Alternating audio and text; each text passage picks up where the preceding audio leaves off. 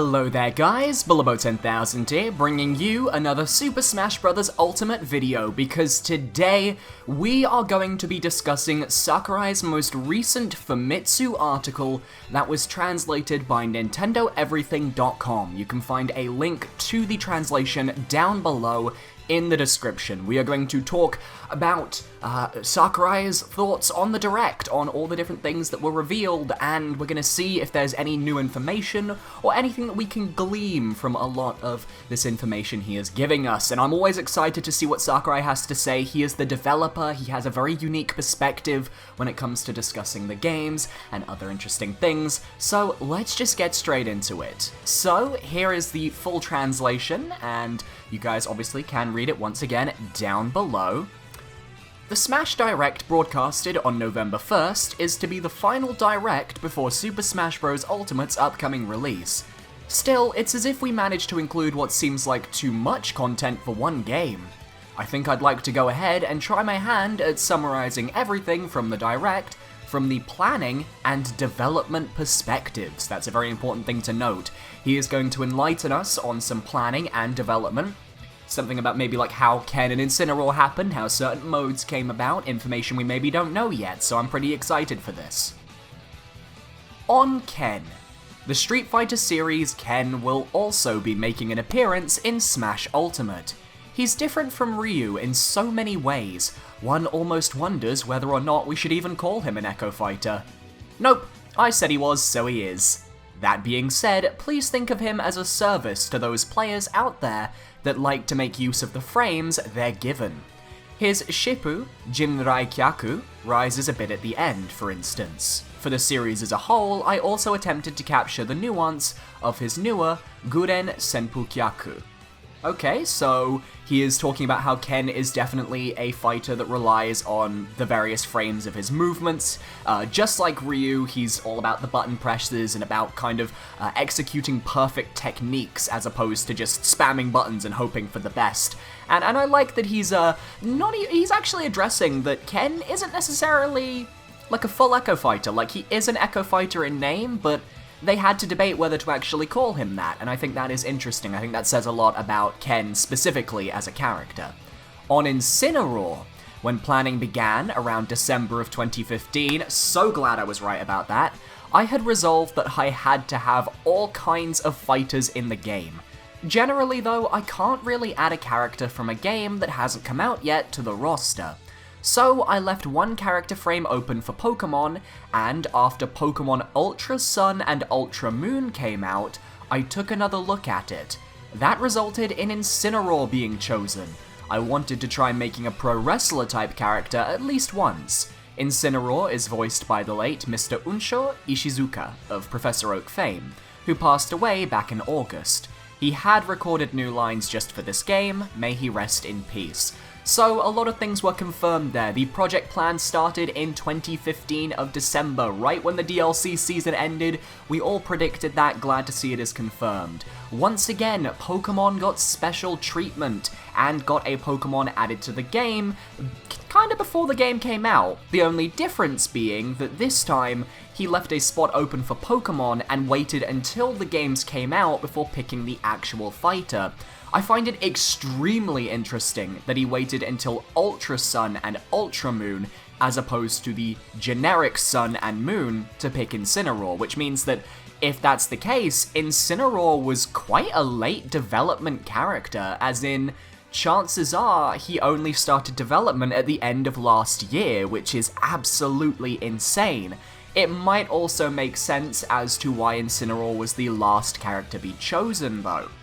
If he's the last character to be chosen, of course they're going to showcase him last on all of the media and everything, because they probably didn't have him finished for E3. They didn't have him finished at that point. They were probably still working on him, so that makes complete sense. And it also probably explains why he is not in the opening cutscene for the story mode, because he was probably selected way later in advance than a lot of the characters that actually appeared there, which I guess is pretty interesting, so to speak. And obviously, he is a pro wrestler type character, and I'm glad that Sakurai has finally decided to go after that, and a lovely fun fact that obviously he is voiced by the Japanese voice of Professor Oak, who sadly passed away, and it's nice that he did manage to record new lines just for this game. It is sad that the voice actor has passed away, but hopefully the Pokemon will be enough fun that people will come and enjoy the character. But once again, it does prove that Pokemon really does get a new Pokemon every single game. At this point, I wouldn't even say it's a fan rule. I would say that's just like a given at this point. There's no way that's not a given. So, on Amiibo, we will be releasing Amiibo for all of the fighters that didn't appear in the last entry in the series. However, producing them takes a considerable amount of time. It takes about a year to produce them from the prototype. As such, I think we will have to keep you waiting until they're ready to be released. Apologies and thank you for your patience. So obviously this makes sense. The Amiibo take a year to produce from the prototype. That is something I didn't personally know, and that really shines a light into the Amiibo process and why the original Amiibo for the Smash line were obviously introduced in waves and waves, because you just simply couldn't create 50 plus Amiibo at the same time. Personally, I'm really excited because there are a whole bunch of characters that I actually want the Amiibo for. I'd love a Simon Belmont Amiibo, a Ridley Amiibo, Inkling Amiibo, an Isabelle Amiibo that isn't for Animal Crossing Amiibo Festival, I think would be pretty insane. And obviously we've got Ken, we've got Incineroar, we've got all the newcomers getting Amiibo. Sadly for me, I'm kind of sad that Link isn't going to get a new Amiibo for his Breath of the Wild look. I know he literally has a Breath of the Wild Amiibo, but I was hoping maybe we could get a Breath of the Wild Amiibo using his Breath of the Wild, using his Smash Brothers render, because he's like one of the few characters that has had a major change. I don't know if Zelda is going to get one either, or Ganondorf, because they have had massive changes since their last Amiibo release, and I think it would make sense that if any veterans that were in the last game are going to get new Amiibo, it's them, because they've just had major changes to how they look. I'm also obviously excited for the veterans who are going to be getting some Amiibo. I've really wanted a Young Link Amiibo for a long time. We're going to get a Pichu Amiibo, a Pokemon Trainer Amiibo. I can't even imagine what the Pokemon Trainer Amiibo is going to look like. I haven't looked it up if they've got any like concept art of it anywhere. I'm just excited to see what comes out, and I think it makes sense that these Amiibo are going to come out in waves. They're going to take their time. It all makes complete sense.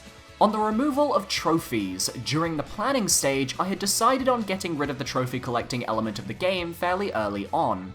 It felt a bit rash to continue doing so than it originally did, given all of the fighters that have been included up until now. I felt that it would be best to divide my strength among other aspects of the game. Making the trophies took quite a bit more effort than people might think. And I get that. They are not only making trophies for the fighters, they are making hundreds upon hundreds of trophies based on random characters from games in Nintendo's past, 3D models of all of these different characters. So I understand that it would take quite a while, and that's not even counting having to write out the Smash blurb that goes underneath them, and then having to get that translated into all these different languages. I can understand why trophies were taken out in favor of spirits, because spirits just used really good PNGs, and that makes a bit more sense, I think. It's a lot easier to work with, they can include a lot more spirits, and I'm pretty excited for how spirits are going to be implemented over trophies. I'm ready for it. On spirits mode, I think that spirits, which one could say is Smash Ultimate's biggest theme, will be easier to understand once you've played it. As such, I'm not really going to touch on it until after the game has released, at which point I'll try to summarize the mode's design, etc. From this though, we were able to collaborate with a surge of titles we haven't been able to collaborate with before. Thanks again to all the other creators that helped make this possible, and I get that. I get that a lot. There are spirits from so many obscure games and references that it completely makes sense that they had to collaborate with tons of different video game studios just to get the licensing fees to use every single one of these characters, from the third parties, the first parties, going into Nintendo's really big backlog, and on top of that, every spirit that I assume you don't evolve into is going to have a fight that you have to face to actually get said spirit, so they had to create all of these little event matches for these spirits just so that you can collect them, which I think is insane. I think it is a brilliant idea, and I've mentioned how much I love the spirits mode ideology of using these characters in the game and kind of just altering them to feel like the spirits, because that kind of reminds me of when I used to play with old toys, and I used to pretend that my toys were something else, and it is just bringing back my childhood, like big childhood nostalgia. I used to do that all the time as a kid. I used to have like a bin of toys that I would pretend were other toys, and I love this idea. I just love it, and I'm excited to see what Sakurai has to say on the design when the game comes out. On matchmaking, matchups are primarily based on 3 factors: preferred rules, global smash power, and proximity. In previous works, as fighting games, we boasted both asynchronous and synchronous communication for matches. In this game, matches will be completely synchronized. If there's no signal from either end, the match will freeze so that neither player can do anything no matter what. Proximity is the top deciding factor.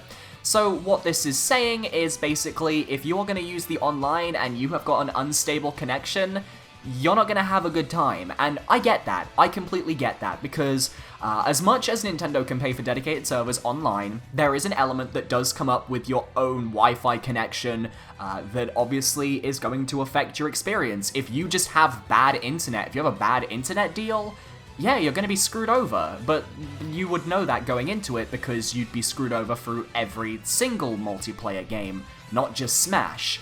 And I don't think it's fair to blame Smash for maybe your own internet's lack of capability. That being said, I am glad that we are going completely synchronized, because I would rather the match just freeze up than one player get a advantage because their internet is slightly better. I think that is a really good change. And I'm just hoping, obviously, that regardless of proximity, at least if you're smashing with friends, that you can actually smash with friends across continents and not have trouble as long as your internet is good. That's what I hope. On Elite Smashes, only players with high skill levels will be able to participate in Elite Smashes. There are quite a few merits to this that immediately come to mind. Smash veterans can enjoy true battles, as this prevents them from being pitted against beginner players. Think of the bragging rights too. All of these features will probably lend to a bit of authenticity to the balance that elite players might be expecting. This is a really cool idea, and I like this. It kind of reminds me of Overwatch's Grandmaster. Most people probably aren't going to make it to that point because only a select few can actually be in it at one time. But I like the idea of Elite Smashes because they're going to be looking at the battles that take place there, and they are actually going to be balancing the game around that, so top players who really know what they're talking about, who really know how characters work, they can showcase why some characters may need to be patched, why some characters may need to be buffed or nerfed, and I think that's really cool. I like the idea of having a goal to work towards online, and this, for me, is really damn cool. I am probably gonna try for like a week to get to Elite Smash, fail, and then give up, but then like come back every few times, and I think that is a really cool idea. I am so on board with Elite Smashes. On multilingual support, from the production and contractual perspective, developing the title to accommodate multiple languages was easier said than done. This time, however, we've managed to support 11 different languages. We are developing the game to be played anywhere in the world though, so we felt this was for the best, and makes sense. More languages, more fun for people who don't speak English, Japanese, or any of the more generic languages you always see. I think this is brilliant. I think this is a great thing, and I'm glad that they took the time to do this. On Piranha Plant, for those who purchased the game early and others, we're including Piranha Plant as a fighter. The game is basically finished, but we're still working on adjusting Piranha Plant since he's such a unique fighter. It's obvious that he stands out from the crowd, so I recommend that you all pre-order the game.